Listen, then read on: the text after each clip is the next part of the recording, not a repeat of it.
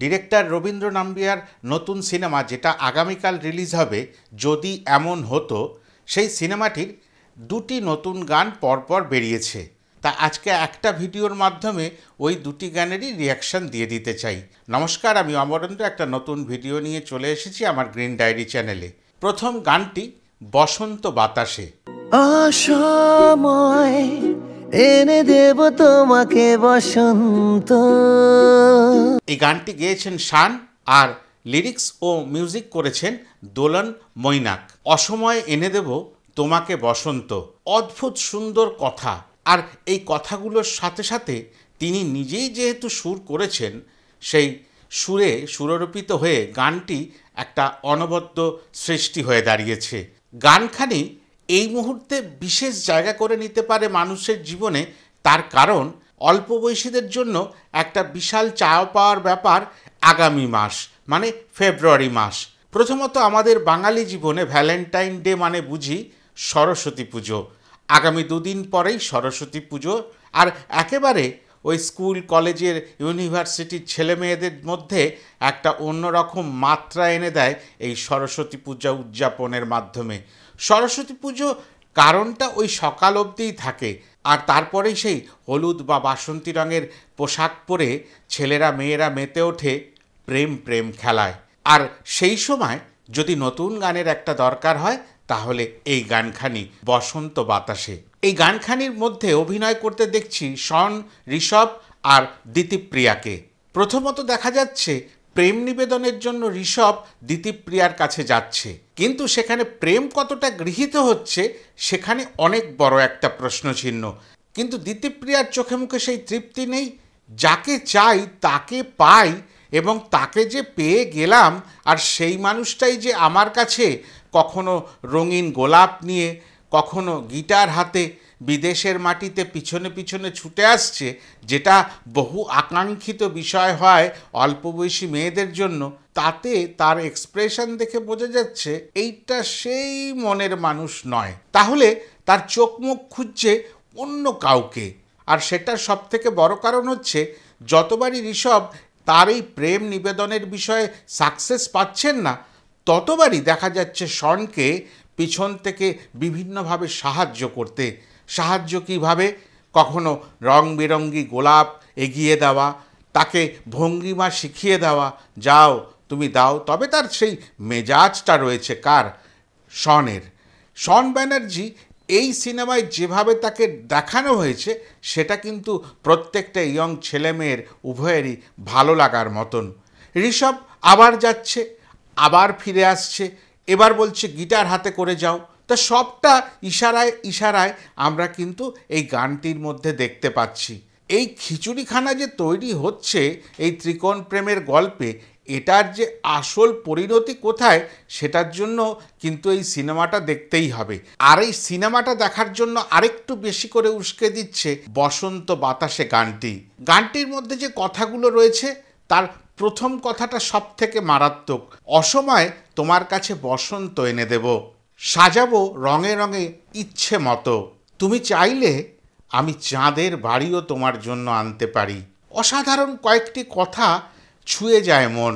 তবে এখন ওই 14ই ফেব্রুয়ারির বিশেষ ভালোবাসার দিনটি আসার আগে, তার আগে প্রস্তুতি পর্বের বেশ কয়েকটি দিন থাকে। আর এই সব কিছু মিলিয়ে ঠিক সঠিক সময় আমাদের কাছে এই সিনেমাটি এসে পৌঁছাচ্ছে। হ্যাঁ, ভালোবাসাকে উৎসাহ দিতে আসছে, নতুন নতুন ভালোবাসা তৈরি হোক, এতটা আশা নিয়ে এই প্রথম গানটির পর্যালোচনা শেষ করলাম। বলছে যে যা বলুক কে, নকল আমি তো করছি না। দ্বিতীয় গানটির শিরোনাম নকল। এই গানটির মিউজিক করেছেন দোলন মৈনাক, আর গানটির লিরিক্স সুব্রত বারিশবালা। গানটি দ্বৈত কণ্ঠের শুভম ব্যানার্জি এবং রিক বাসু। কিন্তু কমেন্ট সেকশনে গিয়ে দেখতে পারবেন রিক বাসুকে অনেকেই পছন্দ করেছেন এই গানটার জন্য। এই গানটির মধ্যে মূলত আমরা দেখতে পাচ্ছি শন আর ঋষভকে। লেগেছে যুদ্ধ এই দুজনের মধ্যে। গানের মধ্যেই সেটার প্রমাণ পাওয়া যাচ্ছে যে লোকে যাই যা বলুক গে, আমি কিন্তু তোমাকে কোনোভাবেই নকল করছি না। এই কথা বলছে ঋষভ শনকে। আর ঋষভের ঠোঁটে ফুটে উঠছে আরও কয়েকটি কথা। আমি এ যুদ্ধে হারছি না, তাহলে কোন যুদ্ধ? যুদ্ধ ওইটাই, সেই যে বললাম এক ফুল দো মালির যুদ্ধ। মাঝখানে রয়ে গেল দিতিপ্রিয়া, যাকে এই গানটির মধ্যে আমরা দেখতে পাচ্ছি না। তোমার বদমেজাজের কাছে আমি হারছি না, মানে টিজার ট্রেলার গানে যখনই শনকে দেখেছি আমরা দেখেছি তার একটা অ্যারোগেন্সি, বদমেজাজি রূপ। সেই বদমেজাজের কাছে ঋষভ কিন্তু কোনোভাবেই হেরে যাচ্ছে না, সেটা সে গানের মধ্যে পরিষ্কার করে বলে দিচ্ছে। কিন্তু শনও ছেড়ে দেওয়ার পাত্র নন, তিনিও বলে দিচ্ছেন তুমি যতই যা করো আমাকে নকল করা অতটা সহজ নয়, আর আমাকে যারা নকল করতে চায় তারা সফল হয় না। সময় বলবে শেষ জয় হবে কার। তবুও তোমাকে আমি নকল করছি না, তোমার বদমেজাজকে আমি ডরাচ্ছি না। আবারও শনের কণ্ঠে ভেসে উঠছে এই আমিটা হয়ে ওঠা অনেক কষ্ট আছে, অত সহজ নয়। ফেল করবে প্রতিদিন কপি করতে গিয়ে। তবে দম্ভ থাকা এত ভালো নয়, ঋষভ কিন্তু বারবার শুনিয়ে দিচ্ছেন। তবে এত কিছুর পরেও গানের কথা যতই সুন্দর হোক আর ঝাঁঝালো হোক, একটা জিনিস পরিষ্কার, আমরা কিন্তু দেখতে পাচ্ছি ঋষভ শনকে একটু হলেও পোশাকে আশাকে ধারণে তাকে কিন্তু একেবারে কপি করতে চাইছে, অনুসরণ করতে চাইছে। হয়তো যদি তার মতো হওয়া যায়, যদি দিতিপ্রিয়াকে পাওয়া যায়, এটাই একটা কারণ। তবে এই গল্পটা তো একটা বয়সে প্রতিটি ছেলেদের মধ্যে মেয়েদের মধ্যে হতেই পারে, হয়ে থাকে। সেরকমই একটা গল্প নিয়ে এই গানটি নকল। সবথেকে এই গানের দৃশ্যায়ন আমাকে বড় মন ছুঁয়ে গেছে। যেই সব লোকেশানে এই গানটি শ্যুট করা হয়েছে সেটা কিন্তু বেশ ভালো, আলো আধারি, কোনো সময় অন্ধকারের প্রবণতাটা একটু বেশি, আবার কোনো সময় শুনশান রাস্তায় হয়তো একটা গাড়ি এসে পড়ছে, নেশাগ্রস্ত অবস্থায় ঋষভ হয়তো একটা কিছু দুর্ঘটনা ঘটিয়ে ফেলতে পারে, শন আগলে রাখছে তাকে ছোট ভাই বা বন্ধুর মতন। এই সমস্ত কিছু দৃশ্যায়ন বরং মন কেড়ে নেওয়ার মতন।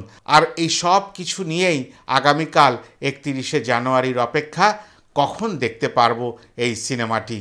নিশ্চয় করে আপনারাও সেই অপেক্ষায় আছেন। সবার সাথে দেখা হবে এই সিনেমাটা রিলিজ হওয়ার পরে। আবার এই সিনেমার রিভিউ নিয়ে নিশ্চয়ই করে আপনাদের কাছে আসবো, কথা দিলাম। সবাই ভালো থাকবেন।